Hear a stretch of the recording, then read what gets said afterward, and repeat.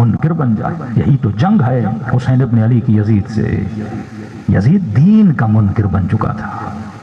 آج تک سوچا کہ امام حسین یزید کے مقابلے میں کیوں گئے؟ کبھی 5 منٹ کے لیے سوچا؟ بارہا ہمیں ممبر سے بتایا گیا کہ امام حسین یزید کے مقابلے میں اس لیے گئے کیونکہ یزید شارب الخمر تھا، یزید شراب پیتا تھا، یا یزید بدکاری کرتا تھا، یا یزید بندر و کتے رکھتا تھا. کبھی حسین یزید کے مقابلے میں گئے. اگر کسی حاکم کا شرابی ہونا یا امام کے قیام کے لیے ضروری ہے تو کیا امام حسین جب شہید ہو گئے اس کے بعد جتنے دوسرے حکمران آئے کیا وہ شراب نہیں پیتے تھے؟ کیا مروان شراب نہیں پیتا تھا؟ کیا مامون شراب نہیں پیتا تھا؟ کیا ہارون زنا نہیں کرتا تھا؟ کیا متوکل یہ گناہ نہیں کرتا تھا؟ پھر دوسرے اماموں نے قیام کیوں نہیں کیا؟ اگر حاکم کا شراب پینا اور زنا کرنا امام پر حجت ہے کہ مولا کیا کریں اس کے خلاف تلوار اٹھائیں، تو پھر امام زین العابدین نے تلوار کیوں نہیں اٹھائی؟ پھر امام جعفر صادق نے تلوار کیوں نہیں اٹھائی جبکہ مولا کے شاگرد ہزاروں میں تھے؟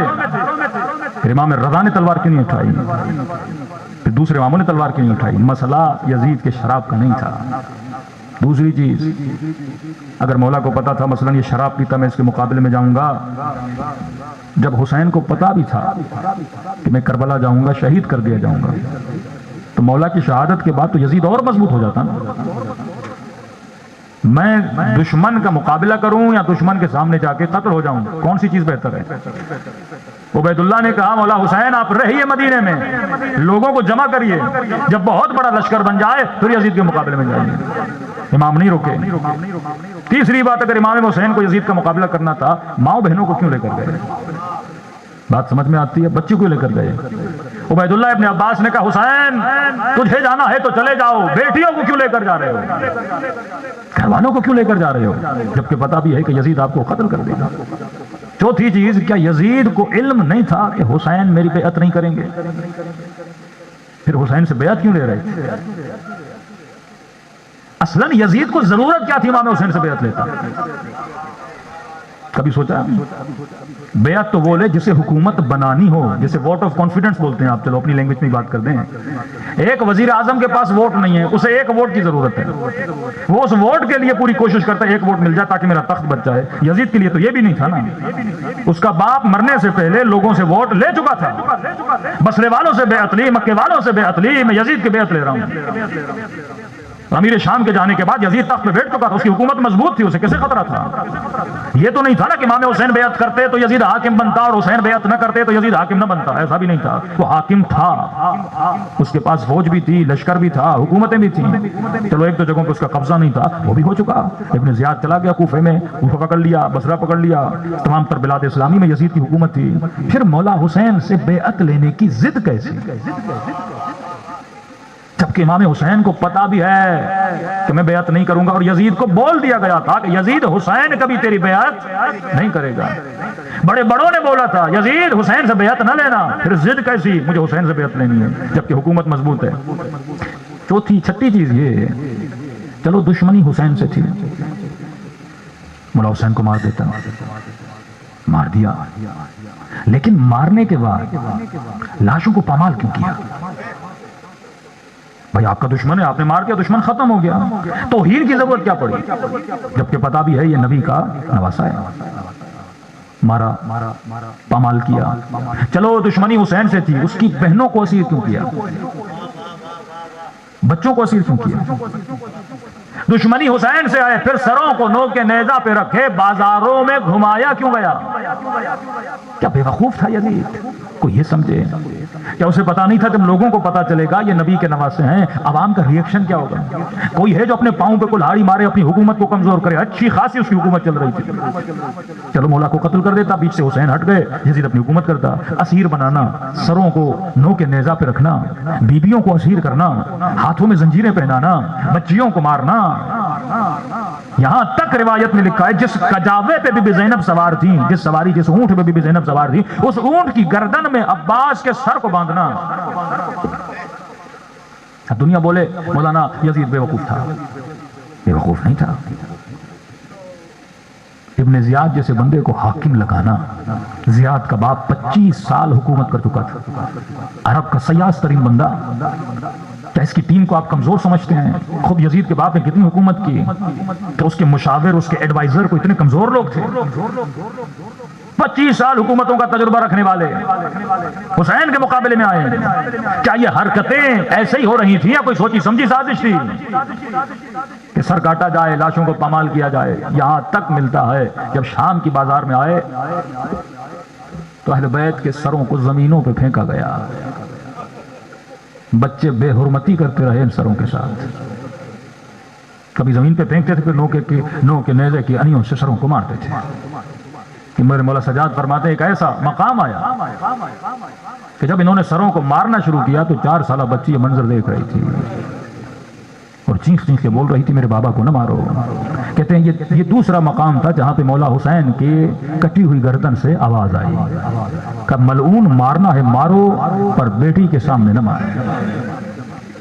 کبھی سوچا؟ دوسرا امام حسین کو سب نے بولا. عبید اللہ ابن زبیر نے کہا کہ حسین، میں نے آپ کے نانا سے ایک بات سنی ہوئی ہے کہ میرا ایک نواسا بھیڑ کی طرح ذبح کر دیا جائے گا، مجھے شک ہے کہیں وہ آپ نہ ہو. امام حسین نے فرمایا تو باہر والا ہے، تجھے پتا ہے میں گھر والا ہوں. کہ میرے نانا نے یہ باتیں ہمارے گھر میں نہیں ہیں کہ ہمیں نہیں پتا میری شہادت کیسے ہوگی. سب پتا ہے. اور جب مولا کو پتا ہے، سب پتا ہے، پھر بھی کربلا جا رہے ہیں. مولا حسین کی اسٹریٹجی کیا تھی؟ یہ 2 لشکر ہیں، مطلب یہ دنیا کا وہ مقابلہ ہے کہ یزید کو بھی پتا ہے کہ حسین بیعت نہیں کریں گے اور حسین کو بھی پتا ہے کہ یزید میرے ساتھ کیا کرنے والا ہے. دونوں کو پتا ہے، پھر بھی ایک دوسرے کے مقابلے میں جا رہے ہیں. امام حسین کا پلان کیا تھا؟ کس طرح شکست دیں گے یزید کو؟ ظاہری طور پہ آپ کو نظر آتا ہے کہ مولا حسین کا کوئی پلان نظر نہیں آ رہا نا ظاہری طور پہ آپ کو. پھر بھی حسین جا رہے ہیں، جبکہ علم ہے کیوں جا رہے ہیں، کیا سوچ کے جا رہے ہیں، کس طرح یزید کا مقابلہ کرنے جا رہے ہیں. کبھی سوچا اس بات پہ؟ ہمیں بس یہ بتایا گیا کہ یزید شراب پیتا تھا، مولا حسین اس کے مقابلے میں کھڑے ہو گئے. ارے یزید کے بعد آنے والے جن کا کردار یزید سے بھی شاید بدتر تھا، کہ بغداد کی دیواروں کو زندہ زندہ سیدوں کے ساتھ گاڑ کے بنا دیا گیا. دیوار بغداد، عمارتہائے بغداد، 40 سادات کو زندہ دفن کر کے دیواریں بنائی گئیں. اتنا بدبخت جب سوتا تھا، یہ عباسیوں کا زمانہ پڑھیں گے، بڑا بدبخت زمانہ ہے. جب سوتا تھا تو اپنے بستر کے کنارے میں سیدوں کے کٹے ہوئے کان، اس کان پہ لکھا ہوتا تھا یہ کس امام کا بیٹا ہے، کس امام کا بیٹا ہے، ان سب کے کٹے ہوئے کان وہاں پہ لگے ہوتے تھے. آپ ایران جائیں تو ایک شہر کاشان میں ایک امامزادہ ہے جو امام محمد باقر کے فرزند ہیں، غالباً علی ابن محمد. ان کی شہادت بھی ہو بہو ایسے ہوئی جیسے امام حسین کی. اپنے 72 یا 80 ساتھیوں کے ساتھ شہید کر دیے گئے. کیوں گئے؟ کاشان کے لوگوں نے خط بھیجا کہ مولا ہمیں بھیجی، ہمیں کسی کی ضرورت ہے، دین سکھائے، ہمیں تربیت سکھائے. ہمیں یہ نہیں کہ آپ لوگ شیعہ بن گئے، لیکن تربیت اہل بیت آئی کہ نہیں آئی. خالی شیعہ بننا تو کافی نہیں، خالی کلمہ پڑھنا تو کافی نہیں. پھر وہ حال نہ ہو جو مسجد کا مولوی، مدرسے کا مولوی جو کلمے بھی پڑھیں، قرآن بھی پڑھیں اور بدکاریاں بھی کریں، کیونکہ تربیت نہیں ہے. یزکیہم ویعلمہم الکتاب، یہ امام اور نبی کی ذمہ داری ہے کہ لوگوں کا تزکیہ بھی کریں، تربیت دیں. کھوکھلے کلمے کسی کام کے نہیں، کھوکھلی عزاداری، کھوکھلی مجلس کسی کام کی نہیں. اگر مجھے تربیت ہی نہیں ہے، میں زندگی میں کس کا انتخاب کر رہا ہوں، کس راستے پہ چل رہا ہوں، کس اسکول میں پڑھ رہا ہوں، کون سے کپڑے پہن رہا ہوں، سر پہ دوپٹہ ہے کہ نہیں ہے، زبان سے کون سا جملہ ادا کر رہا ہوں، ہر شے میرے وجود پہ اثر رکھتی ہے. مجھے ہو بہو کردار اہل بیت کو اپنانا ہے، تب جا کے میں اعلیٰ اور علیین کا مقام حاصل کروں گا. امام نے تربیت کے اپنے بچے کو بھیجا کہ جاؤ کاشان کے لوگوں کی تربیت کرو. وہ زمانہ جب فیس بک نہیں، نیوز پیپر نہیں، میڈیا نہیں، اس زمانے میں مولا کے فرزند جب وہاں پہ پہنچے، کاشان اور اطراف کے لوگ کہتے ہیں 30,000 لوگوں نے امام کے بیٹے کا استقبال کیا. اس زمانے میں 30,000 لوگوں کا زمانہ. کئی سالوں تک وہاں رہے. جب حکومتوں کو پتا چلا کہ وہاں پھر خاص گروہ کی تربیت ہو رہی ہے، اسی چیز کی دشمنی اہل بیت سے اور کیا تھی؟ انبیاء سے لوگوں کی دشمنی کیا تھی؟ کیونکہ یہ معاشرے کی تربیت کرتے تھے. آج بتاؤ آل رسول میں سے کسی نے اپنے بیٹوں کو حکومت دی ہو، کسی نے مال دنیا جمع کیا ہو؟ نہیں، وہ صرف معاشرے میں تربیت کرتے. دشمنی یہ تھی کہ علی ہمیں سچ نہ بولو، مولا حکومت پر آئے، فرمایا میں آ رہا ہوں لیکن تم سے علی کی عدالت برداشت نہیں ہوگی۔ کہ علی کیسی باتیں کر رہے ہیں، آپ کی عدالت کیوں نہیں برداشت ہوگی؟ فرمایا بہت فرق آ چکا ہے، یہ فاصلہ جو رسول خدا کے جانے اور یہاں تک، اور پہلے مولا جب حکومت میں آئے تو رمضان کا مہینہ لوگوں نے یہ جو آج تراویحیں پڑھی جاتی ہیں جماعت کے ساتھ، تراویح ایک مستحب نماز ہے، ہمارے یہاں بھی ہے، رمضان کی مختلف راتوں میں مختلف رکعتیں پڑھو، کوئی عیب نہیں ہے، لیکن مستحب نماز جماعت کے ساتھ پڑھنا یہ شریعت میں ہے ہی نہیں، واجب نماز جماعت کے ساتھ پڑھی جاتی ہے۔ مولا علی نے کہا میرے نبی نے کبھی بھی مستحب نماز کو جماعت کے ساتھ نہیں پڑھایا، آج تک خود بھی بولتے ہیں رسول نے نہیں پڑھایا۔ امام نے کہا تم کیسے پڑھنا ہے، پوری رات مسجد میں پڑھو، میں علی بھی آ کے پڑھوں گا تمہارے ساتھ، میرے نبی بھی پڑھا کرتے تھے، وہ رکعتوں کا اختلاف ہے وہ الگ بات ہے، اس میں ہم نہیں جا رہے، لیکن میرے نبی نے کبھی جماعت کے ساتھ نہیں پڑھائی، لہٰذا یہ سنت رسول کے خلاف آئے تم نہ پڑھو۔ جب کہا علی نے نہ پڑھو تو صدائیں بلند ہوئی، وا سنتا وا سنتا، علی شیخین کی سنت کے خلاف آ گیا، لوگوں نے تلواریں نکالی۔ امام نے کہا میں سمجھانے کے لیے آیا تھا، اب نہیں سمجھ آ رہی تو جو کرنا ہے کرو۔ امام اور کیا کر سکتا ہے اس سے زیادہ؟ امام نے کہا جس نے بیت المال سے گھر خریدا، جس نے بیت المال سے دولت اور زمینیں بنائیں، علی ان کے حلقوم سے وہ مال نکالیں گے اور واپس بیت المال میں رکھیں گے۔ اتنے سخت امیر المومنین۔ آج بعض مومنین کو کہتا ہوں اللہ کا شکر کرو کہ خدا تیری دعا قبول نہیں کر رہا کیونکہ وہ تجھ سے پیار کرتا ہے۔ کہ مولانا کون سی دعا؟ میں نے کہا دعا کرتے ہو نا خدا امام زمانہ کو بھیج دے، میں نے کہا شکر کرو وہ نہیں بھیج رہا، جب بھیجے گا تو میرے پاس ہے کیا امام کو دکھانے کے لیے؟ عدالت علی اور اولاد علی بڑی سخت ہے۔ طلحہ و زبیر نے سمجھا علی کو لا کے مزے لوٹیں گے، آئے مولا سے میٹنگ کی گئی، علی ہم نے سنا ہے آپ نے کہا پورا حساب لیں گے پچھلی حکومتوں میں جس نے بیت المال سے فائدہ لیا، کہا لوں گا، اکاؤنٹیبلٹی آف امیر المومنین۔ تو میرے نبی بھی ہوتے تو یہی کرتے جو آج علی کرنے والا ہے۔ ظاہر ہے بڑی مسلمانوں نے فتوحات کی تھی، فتوحات کے نتیجے میں بہت مال آیا مسلمانوں کے خزانوں میں غنائم کی صورت میں، اور لوگوں نے بڑی دولتیں بنائی۔ تو امام نے کہا دیکھوں گا کہ نبی کے زمانے میں تمہارے پاس کیا تھا، اب تمہارے پاس کیا ہے، اور تم نے کہاں سے بنایا ہے۔ یہ پوری تاریخ میں اصحاب رسول کی دولتیں لکھی ہوئی ہیں، مثلا جناب زبیر کے پاس کتنے گھر مصر میں تھے، کتنے گھر شام میں تھے، کتنے گھر مدینے میں تھے، اور جب دنیا سے وفات پا گئے گھر میں سونا کتنا تھا، یہ ساری چیزیں تاریخ میں مینشن ہیں۔ تو امام نے کہا حساب کہنے لگے یا علی دیکھو پچھلی حکومتوں میں جس نے جو کمایا وہ نہ پوچھنا، لیکن تیری حکومت میں اگر کوئی غلط کرے تو اسے پکڑ لے۔ امام نے کہا وہ امام کیسا جو پچھلا حساب چھوڑ دے؟ اللہم صلی اللہ علیہ وسلم۔ وہ امام کیسا جو پچھلا حساب؟ یہ بالکل ایسا ہے کہ امام زمانہ کا ظہور ہو جائے، بولے ہاں بھائی بتاؤ گھر کہاں سے بنایا، گاڑی کہاں سے لی، تو کہ مولا وہ چھوڑ دیں جو ہوا، آپ آ گئے نا اب دیکھیے ہم پکے مسلمان ہو جائیں گے۔ شکر خدا کرو مولا کا ظہور نہیں ہو رہا۔ نہ اکاؤنٹیبلٹی اہل بیت کتنی سخت واقعات بہت ہیں، وقت نہیں میں بیان کروں۔ کہا کون ملنے آیا ہے؟ کہ مولا طلحہ و زبیر۔ ایک چھوٹی سی مثال ہے، مولا نے مثال سے سمجھا دیا کہ علی کا مزاج کیا ہے۔ کہا کہ پوچھو ملنے تو آئے ہیں، کام ذاتی ہے یا سرکاری ہے؟ واپس آئے، مولا پوچھ رہے ہیں پرسنل کام ہے یا سرکاری کام ہے؟ کہ یہ کیسی باتیں ہیں پرسنل ہے، بس ملنے آئے ہیں۔ کہ علی پوچھ رہے ہیں کام کون سا ہے؟ کہ ایسے ہی آپس کی باتیں ہیں، کوئی سرکاری ورکاری کام نہیں۔ کہ ٹھیک ہے۔ مولا کہہ رہے ہیں ایسے ہی گپ شپ کے لیے آئے ہیں۔ امام نے کہا ٹھیک ہے اندر بلاؤ۔ جیسے اندر آئے تو علی نے ان کے سامنے جو دیا جل رہا تھا اپنے ہاتھوں سے بجھا دیا۔ دیے میں کتنا تیل ہوگا؟ 200 گرام بھی تیل نہیں تھا، پاکستانی روپیز میں کاؤنٹ کریں تو شاید 10 روپے 15 روپے کا تیل تھا دیے کے اندر۔ علی نے دیا بجھا دیا، غلام کو کہا دوسرا دیا لایا، علی نے اسے جلایا۔ یہ دونوں دیکھ رہے ہیں علی کر کیا رہے ہیں۔ تھوڑی دیر کے لیے اندھیرا ہوا نا، پھر علی نے جلایا، پھر روشنی ہوئی نا، کہ علی یہ کیا کر رہے ہیں؟ امام نے کہا یہ جو دیا ہے اس کے اندر جو یہ 10-15 روپے کا تیل ہے یہ سرکاری ہے، اور یہ جو دیا ہے یہ علی کے اپنے پیسوں سے خریدا ہوا تیل ہے۔ تو کیا ہوا؟ کہ سنا ہے تم آپس کی باتیں کرنے آئے ہو، اگر سرکاری کام ہوتا تو میں سرکاری دیا جلاتا۔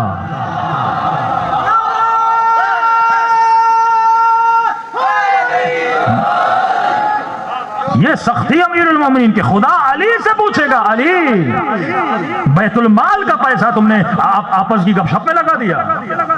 یہ علی ہے، یہ عدالت خدا کا مظہر ہے، مظہر صفات خدا ہے۔ یہ دونوں ایک دوسرے کو دیکھنے لگے، کہا جو 15 روپے کا دیا نہیں جلا رہا یہ ہمیں بصرے اور کوفے کی حکومتیں دے گا۔ اے علی دیکھیے ہم نے آپ کی بڑی مدد کی خلیفہ بننے میں. امام نے کہا میں نے کہا تھا بنا, میں نے تو پہلے کا نہ مناؤ, تم سے علی برداشت نہیں ہوگا. عدالت علی ابن ابی طالب, مسئلہ عدالت اہل بیت کا ہے. امام زمانہ کی عدالت واللہ کسی سے برداشت نہیں ہوگی. یہ خدا لیٹ کیوں کر رہا ہے ظہور کو؟ تاکہ تو تیاری کرے, تاکہ تو خود کو آمادہ کرے. مولا پوچھیں گے تم نے کیا کیا. یہ واقعہ میں نے کئی مرتبہ سنایا, آج پھر ریپیٹ کر رہا ہوں کہ جب منبر پہ بہت وقت کے بہت بڑے مرجع تھے, اپنے زمانے کے بہت بڑے عالم, لوگوں نے سوال کیا امام زمانہ کیوں نہیں آتے, تو انہوں نے کہا چھٹے امام کی حدیث ہے, تمہارے عمل کی وجہ سے. اب حدیث پڑھی ہی تھی, مجمع غصے میں آ گیا. وقت کا مجتہد تھا. آپ کیسے مجتہد ہو؟ آپ مولوی چاہتے ہو بس آپ ہی رہو, مولا ہی نہیں, اوپر سے سارا الزام ہمارے اوپر لگا دیا. توہین کر کے اتنے بڑے عالم کو انہوں نے گھر سے نکال دیا, مسجد سے نکال دیا.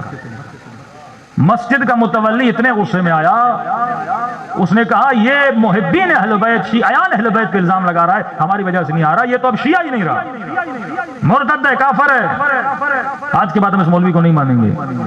کہا مسلح بھی اٹھاؤ, یہ مسلح ہی نجس ہو گیا ہے, یہ اس پہ بیٹھا تھا. مسجد دھو, مسجد نجس ہو گئی ہے, جہاں جہاں اس نے ہاتھ لگایا. ہم ازاداروں کو بول رہا ہے. کہتا ہے پوری رات انہوں نے مسجد دھوئی, قالین دھوئے, مسلح پھینکا. یہ مولانا کہتے ہیں کہ صبح کی نماز کا وقت قریب تھا, یہ مسجد کا متولی گھر کے دروازے پہ آیا, دستک دی, دروازہ کھولا, سیدھا آ کے میرے پاؤں پہ گر گیا. اتنا رویا کہ میرے پاؤں گیلے ہو گئے. کیوں رو رہے ہو؟ کہا سچ کہہ رہے تھے, سچ کہہ رہے تھے.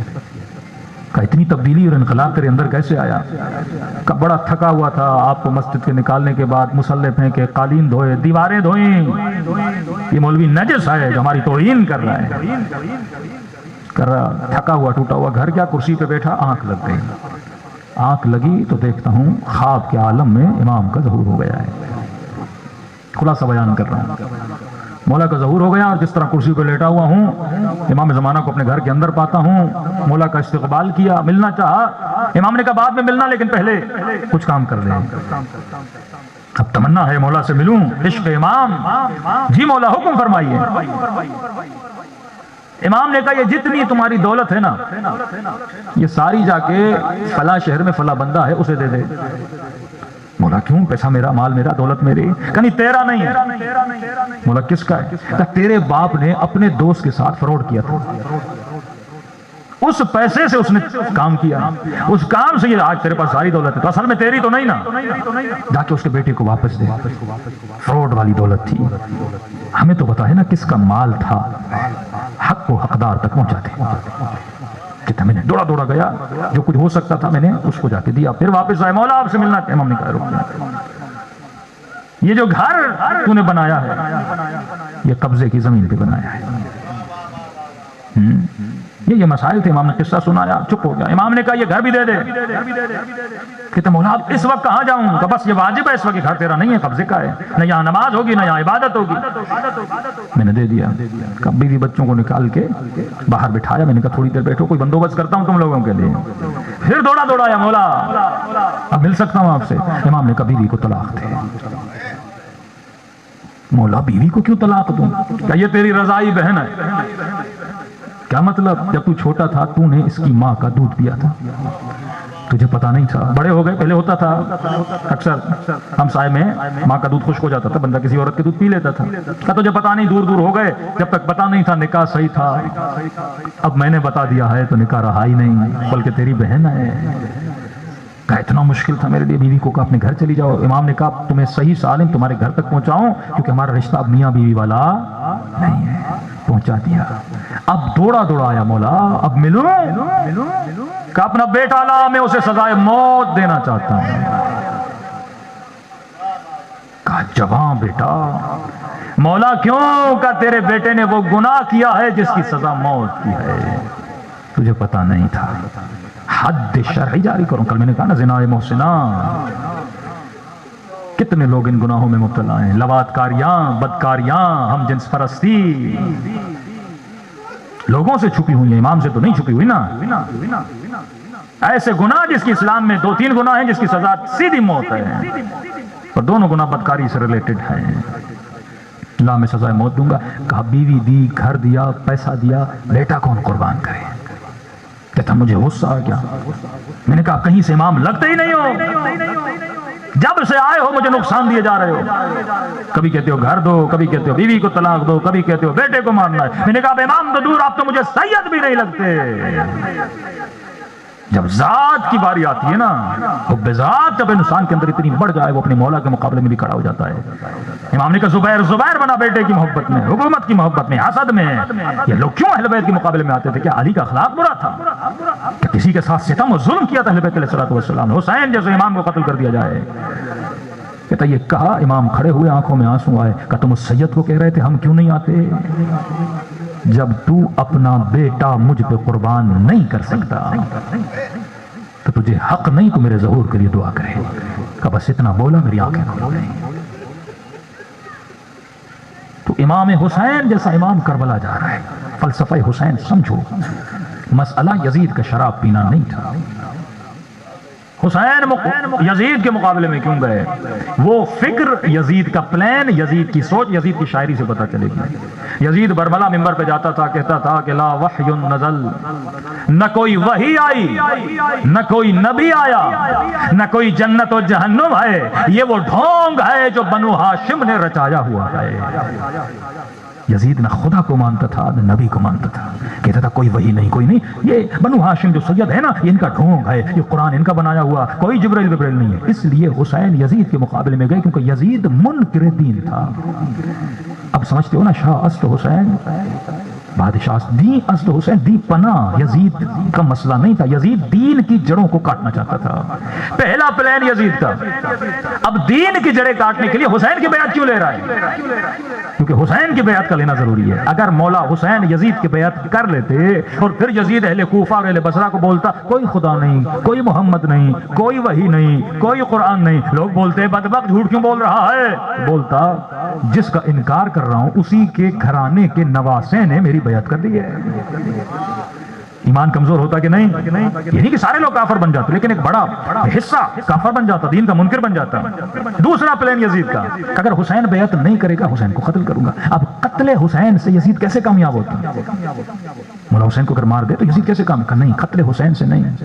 یہ جو توہین کر رہا تھا نا اہل بیت کی، یہ اس کے پلان میں شامل تھا کہ حسین کو قتل کرو پھر حسین کی توہین کرو، ان کے بدنوں پہ گھوڑے دوڑاؤ، سروں کو کاٹ کے نو کے نیزہ پہ رکھو، ان کی ماؤں بہنوں کے ہاتھوں میں رسیاں باندھو، ان کی چادریں لوٹو، ان کی 4 سالہ بچی کو اتنے تماچے مارو جب یہ بازار میں چلے تو لوگ دیکھیں.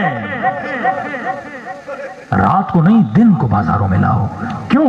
تاکہ لوگوں کا عقیدہ کمزور ہو. عقیدہ کیسے کمزور ہوگا؟ سب لوگ جب یہ ظلم دیکھیں گے نا آل رسول پہ تو آٹومیٹیکلی ذہن میں ایک سوال پیدا ہوگا، اگر کوئی نبی ہوتا، اگر کوئی خدا ہوتا تو حسین کی مدد کرتا. کمزور عقیدے والے لوگ کا خدا، اگر خدا ہوتا حسین کی مدد نہ کرتا. نبی کا نواسا جس محمد کا کلمہ پڑھتے ہیں اسی کے بیٹے کا گلا کاٹا گیا، اسی کی نواسیوں کو بازار میں لایا گیا. ارے اگر کوئی خدا ہوتا، اگر کوئی خدا ہوتا. آج بعض لوگوں کی زندگی میں مصیبتیں آتی ہیں، بولتے ہیں اگر کوئی خدا ہوتا. لوگوں کے عقیدوں کو کمزور اتنا کر دو کہ وہ بولیں کوئی خدا ہے ہی نہیں. یہ تو یزید کا پلان تھا. حسین کا پلان کیا تھا؟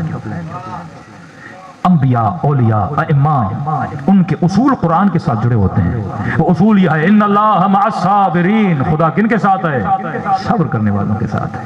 خدا کس طرح مدد کرتا ہے ذرا قرآن میں دیکھو. اللہ نے موسیٰ کی کب مدد کی؟ ابراہیم کی کب مدد کی؟ ابراہیم کو آگ میں پھینکا جا رہا تھا تب بھی خدا نے مدد نہیں کی. جبرائیل نازل ہوئے، ابراہیم کہو تو اللہ کو بولو تیری مدد کرے گا. جبرائیل جب تو دیکھ رہا ہے تو کیا میرا خدا نہیں دیکھ رہا ہے؟ وہ تسلیما لامرے، وہ دیکھ رہا ہے اگر میرا جلنا اسے منظور ہے تو ابراہیم کو بھی منظور ہے. اور خدا مدد کیسے کرتا؟ اللہ کا اسٹائل دیکھو، خدا کا طریقہ دیکھو مدد کرنے کا. اچھا خدا نے جب ابراہیم کو بچایا تو بارش برسائی نہیں؟ میں کہوں پروردگارا تو نے سندھ میں اتنی بارش برسا دی، ایک دن ابراہیم کی آگ کو بجھانے کے لیے برسا دیتے؟ کہا نہیں، کہ اللہ کا اصول ہی نہیں ہے. آگ جلانے کیوں دی اللہ نے؟ لکڑیاں انہوں نے جمع کی، آگ جلائی، اتنی آگ تھی کہ ابراہیم کو پھینکا نہیں جا رہا تھا۔ شیطان نے آ کے مشورہ دیا، انہوں نے منجنیق بنائی، منجنیق میں ڈال کے ابراہیم کو آگ کی طرف روانہ کیا۔ اے خدا تو آگ جلنے ہی نہ دیتا، تو بارش برسا دیتا، لکڑیاں گیلی ہو جاتی، آگ لگتی نہ۔ اللہ نے کہا نہیں، میرا اصول ہے، خرچہ دشمن سے کرواتا ہوں۔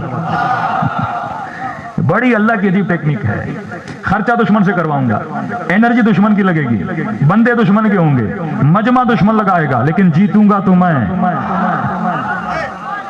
دشمن کی زمین میں پورا خرچہ دشمن کرے گا۔ یہ ایسے ہے کہ مثلا سیاسی جلسہ نون لیگ کرے، نعرہ خان کا لگ جائے تو وہ ساری محنت کر کے محنت پہ کیا پھیر دیتے ہیں؟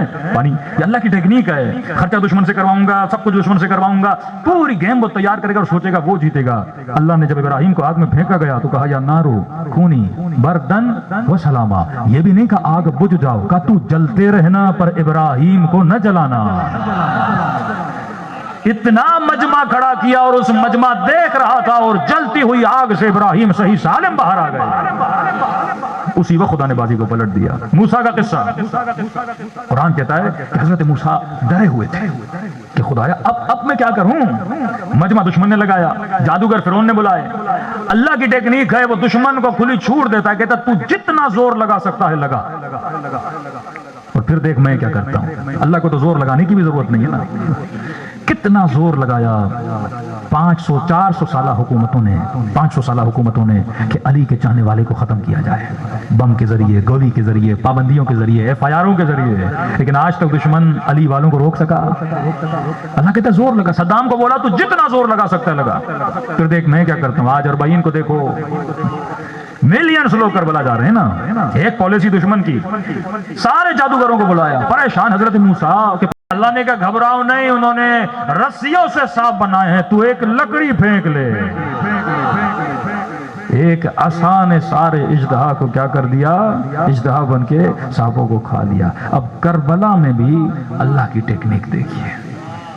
مولا حسین کہتے تھے خدا دین تیرا ہے، میں وہ کروں گا جو میری ذمہ داری ہے، دین کو بچانا تیری ذمہ داری ہے۔ ان اللہ مع الصابرین۔ جب یزید نے بولا نا کوئی خدا نہیں، اور اتنا ظلم کیا تاکہ لوگ بھی یہ سوچیں اگر کوئی خدا ہوتا تو حسین کی مدد کرتا، تو جب کٹیا ہوا سر نو کے نیزہ پہ تھا نا تو حسین کے لبوں سے قرآن کی تلاوت کی آواز آنا شروع ہو گئی۔ ام حسبتم ان اصحاب الکہف، جب یہ آوازیں سنی نا تو انہوں نے بولا اگر کوئی خدا نہ ہوتا تو حسین اپنی زبان سے قرآن کی تلاوت کیسے کرتے؟ پھر سر جب اس کلیسا میں گیا تو مسیحی کے سامنے پھر سر نے بولنا شروع کیا۔ دوسرا خدا نے کہا اے یزید تیرا پلان تھا تو ایک جنگل میں آ کے حسین کو قتل کر دے تاکہ دنیا بھول جائے کوئی حسین تھا۔ میں بھی خدا نہیں اگر اسی جنگل کو مومنوں کی جنت نہ بنا دیا۔